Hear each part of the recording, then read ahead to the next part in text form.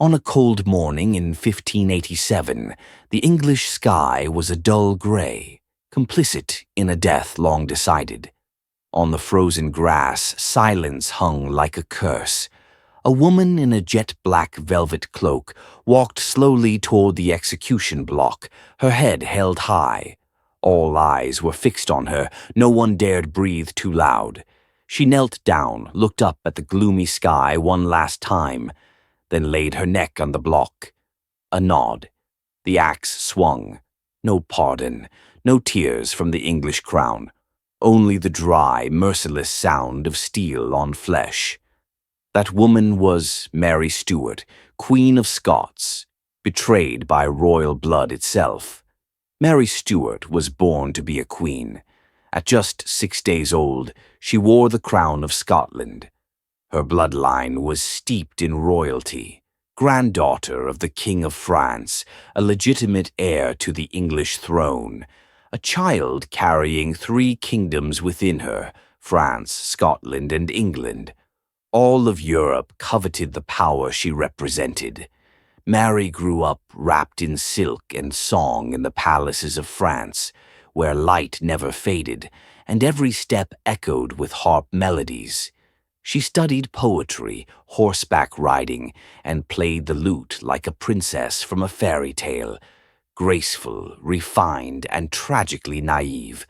At 15, Mary married Crown Prince Francis, a frail boy who loved her madly. She became Queen of France, but happiness was short-lived. Less than 2 years later, Francis died of illness. Mary became a widow at just 17. She returned to Scotland, a land torn apart by civil war and religious conflict. A Catholic in a sea of Protestants, Mary was a lamb among wolves. And here, destiny began to darken. Mary remarried Lord Darnley, a handsome English noble of royal blood, but behind the charm was a drunkard, abusive, paranoid, and power-hungry. Mary loved him deeply, only to find herself trapped in hell. Darnley murdered Mary's private secretary before her eyes, out of jealousy. The nightmare peaked when Darnley was killed. His house exploded, yet his body was not burned. He had been strangled. A clear message. This was an assassination. The court erupted. Rumors spread like wildfire. Mary had orchestrated her husband's murder. Her reputation collapsed. Her throne shook. In panic and despair, Mary turned to the only man who still dared to protect her, James Hepburn, Earl of Bothwell, a powerful nobleman, the prime suspect in Darnley's murder, and Mary's secret lover. She married Bothwell just months after her husband's death, an act that outraged all of Europe. Clerics called her the Bloody Widow. The press dubbed her the queen who killed her husband to wed her lover. Those who once swore loyalty now turned away. Scottish nobles rose up. Mary was captured, forced to abdicate, and placed under house arrest like a prisoner. A queen deposed by her own people, a woman crushed by slander. Refusing to fall, Mary escaped captivity. She crossed frozen wilderness, forests, and rivers to England, seeking help from Queen Elizabeth I, her distant relative and political rival. But Elizabeth, with calculated cruelty, refused. Instead, she ordered Mary's arrest. Not for weeks, not months, but for 19 years. 19 years locked away in damp, cold castles under tight surveillance.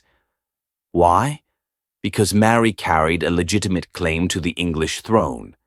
To Elizabeth, she was a living threat, a silent shadow that could topple an empire. Throughout her captivity, Mary fought back. She wrote secret letters, made plans, allied with Catholic forces across Europe. The goal, assassinate Elizabeth and reclaim her crown. But those letters, written in invisible ink, became her downfall. Her courier, an agent working for Elizabeth.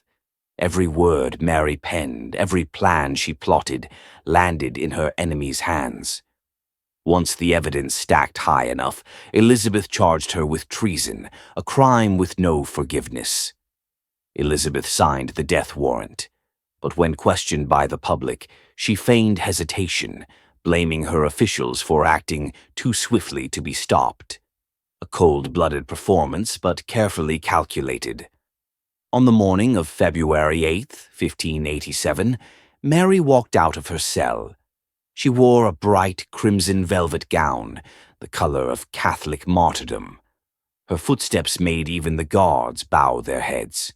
On the scaffold, Mary raised her chin and spoke in a voice as clear as a church bell. "I am a true Catholic. I do not betray. I was betrayed." The executioner's first blow failed to sever her neck. Mary screamed in agony, a cry so haunting some onlookers turned away. The second strike, her head fell, but with it her wig slipped off, revealing a balding scalp, hair white from age and sorrow. A grotesque sight, and then, from beneath Mary's skirt, a small dog crawled out, trembling, clinging to her corpse, whimpering.